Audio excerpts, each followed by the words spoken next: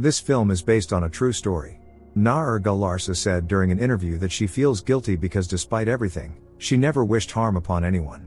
Nahir knew from the beginning what her verdict would be. She had already come to terms with her fate.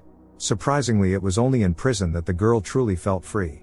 The events then take us to September 15, 2012. This was before the crime. Nahir was the star of the party. Her father Marcelo was happy for his daughter, as were her brother and other close family members. Nahir did a slow dance with each of them. Next we see what happened after the crime, some time later. Nahir was walking alone down a dark street. Upon entering her house, she seemed to be in a detached state. Nahir didn't sleep until morning.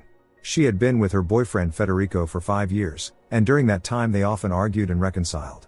In the morning, Marcelo, who works as a police officer, made breakfast for his daughter. She still appeared distant. Later, Nahir received a call from Sabrina, Federico's mother, who informed her that he was found lifeless on the street that night. The woman was crying as she spoke. When the call ended, Nahir showed no emotion. Her mother Agustina was already aware of what had happened. She hugged her daughter in a gesture of support. Some time before these events, the annual carnival was taking place in Argentina. Everyone dressed up in themed costumes and celebrated with songs and dances. Nahir and her father were also here. The girl also dreamed of becoming the carnival queen someday. Some guy was flirting with Nahir. But upon seeing Marcelo's gun, he abandoned his attempts. Nahir asked the father for permission to meet her friends. She is the only one in her class with excellent grades, but the parents are still quite strict with her. However, this time Marcelo allowed his daughter to go out. Someone kept sending Nahir messages with compliments and her own photos. Then the same guy named Federico approached her and struck up a conversation. Nahir asked how he got her number. Federico replied that he always gets what he wants. Without hesitation, Nahir agreed to take a ride on his motorcycle. There was an instant attraction between them. Nahir allowed things that went beyond decency. However, it was already late, so the girl had to return home. She didn't know that her father saw Federico leaving on his motorcycle from their house. In the present after the crime, all of Federico's friends were called to the police station to give statements. No one could believe that the young man was gone so soon. Nahir told the detectives that she and Federico had recently broken up. The last time she saw Federico was yesterday because he still had her phone charger. When Nahir picked up the charger, Federico offered to give her a ride on his motorcycle.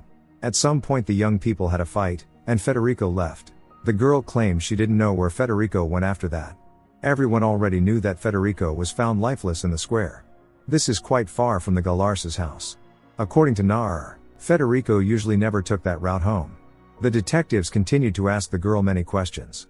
Nahir claimed that after Federico left, she sent him several messages, but he didn't reply. The police searched Nahir's room. The father reassured her, saying it was standard procedure. When the search was over, the police asked Marcelo and his daughter to sign some documents. It seems that the girl had become the main suspect in this case. The parents had already hired a lawyer for her. Marcelo asked his daughter to remain calm. Nahir, her father and the lawyer arrived at the police station to give their statements. Nahir recalls how in 2015, she and Federico were lying on the grass. After taking a photo together, Nahir posted it with a romantic caption. At that moment, the young people were convinced that their love would last forever. In the evening when the parents had gone out and Nahir's brother was asleep, Federico secretly came to the Galarsa house to spend time with his beloved. Their feelings drove them crazy. Later when Federico went to the kitchen for a beer, he found Marcelo's gun. Nahir said her father wouldn't like that. After that night, Federico started ignoring the girl, which upset her. Nahir felt used. When Federico finally responded to Nahir's messages, he insulted her. In the present, the girl handed the detectives a letter from Federico that he had written to her after their breakup. In reality, the young people were not dating, as everyone says. Recalling how Federico had called her promiscuous, Nahir confessed that on December 29th, she took her father's gun and took Federico's life as revenge. The guy had just used her and after getting what he wanted, decided to leave her. Nahir wasn't willing to accept this. After the first shot, Federico begged her for help, but instead she fired a second time. There was no emotion on her face, she simply walked home. The first thing Nahir did was put the gun back in its place on top of the refrigerator. She was so nervous that she didn't sleep until morning. A detective asked the girl why she sent a message to the victim after what she had done. Nahir replied that she just felt like it. Of course her parents were unaware of what had happened. The girl does not deny her guilt and is ready to take responsibility for her actions. The detectives wanted to make sure that the suspect knew how to handle a gun. Nahir demonstrated how she did it. This was included in the report. Nahir was officially charged. She signed the document. Thus Nahir's life was divided into before and after. The girl felt physically ill. She was handcuffed. Marcelo promised his daughter that he would get her out of here. Nahir was placed in a police car for transport. Earlier in 2015, the mother had given Nahir a beautiful pair of shoes. The girl wasn't used to wearing high heels, but if she wanted to win the beauty pageant, she had to endure the discomfort. There were 25 missed calls from Federico. Besides the shoes, the parents gave Nahir another birthday gift, a new bed. The girl was very happy. She spent the whole evening practicing walking in high heels. Her brother was having nightmares. Nahir offered to stay with him until he fell asleep. Looking in the mirror at her bruises, Nahir hated Federico even more. She was also worried about a possible pregnancy. The crime committed by the 19-year-old girl caused a public outcry. People took to the streets with signs in support of Federico's family. Nahir's parents are constantly pursued by the press. Now they want only one thing: to see their daughter. The lawyer promised to do everything possible. He has already filed a petition to replace the prison sentence with house arrest until the trial, but there are no guarantees. Finally, the parents were allowed to talk to their daughter. She complained about the uncomfortable bed. Despite everything, the parents are ready to stand by their daughter until the end. Nahir made a mistake, but she's not a bad person. Marcelo and his wife are thinking about what to do to get their daughter out of prison. All the news is talking about is the 19-year-old criminal. Marcelo met with someone who might be able to help. Zonzini works in the modeling business and knows many influential people. The men had lunch at a restaurant. Zonzini asked Marcelo how he felt about Federico. Marcelo replied that the guy was a real jerk. The events then take us back to the past again. Agustina cares a lot about her daughter's image, hoping she would win the Miss Spring 2015 contest. Nahir continues to ignore calls and messages from Federico. When she stepped onto the stage, she won over the audience, but another girl took first place. Nahir didn't even win second place, which greatly upset her and her parents. Nahir felt immense disappointment, though she tried not to show it. In the present, Marcelo introduced his daughter to her new lawyer, Zonzini. In reality, he's not a lawyer but a modeling manager, yet Marcelo is convinced that this is the man they need. In the past, during a party after the beauty pageant, Nahir was flirting with different guys. The other girls were laughing at her. Seeing his beloved with another guy, Federico was very angry. He joined the group of girls. Nahir helped one of the girls get rid of an annoying suitor. Federico approached Nahir to talk. The guy didn't understand why she was behaving this way. A heated argument erupted between the young people. In the present, the girl confessed to her new lawyer that she was dating Federico and other guys at the same time. This drove Federico crazy. He often behaved rudely, insulting Nahir and losing control. Zonzini bluntly asked the girl why she surrendered to the police. Nahir didn't want to answer that question. Later, Zonzini met with Nahir's parents and asked them to give him her photos. It's important for people to see a different side of Nahir, not the monster that the media portrays her as. Testimonies from the girl's close friends could also be useful. Nahir's family is barely holding on. One day Zonzini handed Agustina the business card of Irene Vello, a good lawyer who had won many difficult cases. Before Agustina and her son got out of his car, Zonzini asked the woman if she was sure that her husband was home on the night of the crime. There was an unexpected twist in the Nahir Galarza case. Zonzini has suspicions that the girl's father might be involved. Zonzini and Marcelo met at a restaurant. Marcelo believes that Zonzini is using Nahir just to make a name for himself. So far the case has made no progress. After the meeting with the lawyer, Marcelo told his wife that Zonzini was just a scumbag. Agustina mentioned that Irene Vello, that same lawyer from the capital, had recently contacted her, but Marcelo didn't want to hear anything about it.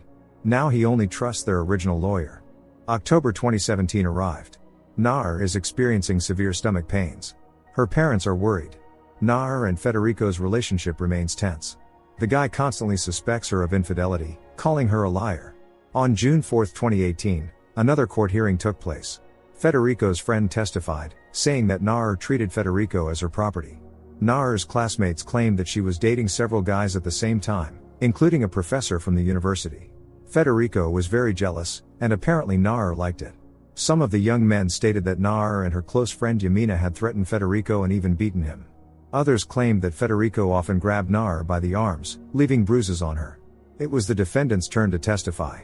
She said that when Federico found out she was seeing other guys, he lost his temper. They had a huge fight. According to the girl in the kitchen of her house, Federico grabbed her father's gun. He ordered her to go with him, saying that she belonged only to him. Nahir had no choice but to comply. Federico took her somewhere on his motorcycle. Seizing a moment, she took the gun from him and fired.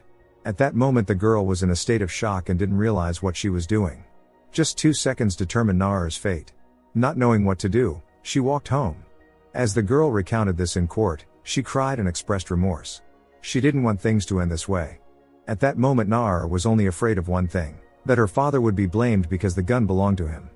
The lawyer emphasized the aggressive voice messages that Federico constantly sent to Nahir. He also called her obsessively almost every day, which could be considered harassment. The prosecution countered these arguments. This is a common strategy, when the defense tries to make the victim look guilty. In the end the court sentenced Nahir Galarza to life imprisonment. For her family this was the end. They fought for their daughter as best they could, but it didn't save her. In 2019, Nahir gave an interview, stating that the parents were never angry with her for what happened. Moreover, this situation even brought them closer together. When the journalist asked Nahir if it was true that she was covering for her father, the girl replied that she would be willing to do anything for him, even face life imprisonment. Later, she met with the father. It was he who told his daughter to turn herself into the police, promising that he would get her out. Marcelo assured that he was working on it. Nahir had already adapted to prison life, but she doesn't belong here. January 2, 2022 arrived.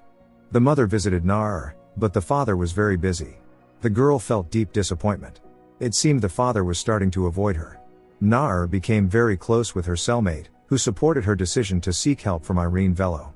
On January 6 they met. In tears, Nahir recounted that on the night she and Federico had a fight, it woke her father. The young people left on the motorcycle, and Marcelo followed them in his car. He blocked their way, told his daughter to get off the motorcycle and took the gun from Federico. It wasn't the first time the guy had taken Marcelo's gun to show off to his friends. In front of his daughter, Marcelo took Federico's life. He then ordered Nahir to take the gun home. In shock, Nahir obeyed. That's how it really happened. Marcelo sought a meeting with his daughter, but she didn't want to see him. The girl remains in prison while her family tries to cope with the situation in their own way. Nahir always dreamed of becoming the queen of the annual carnival, but will this dream ever come true? Next, we see real footage of the court hearings and interrogations. Nahir Galarza will be released from prison at the age of 54. The court dismissed Nahir's accusations against her father, but the case has reached the Supreme Court, so the sentence will be reviewed. Don't forget to subscribe to our channel not to miss more exciting new products. Also, the authors will be pleased if you leave your opinion in the comments.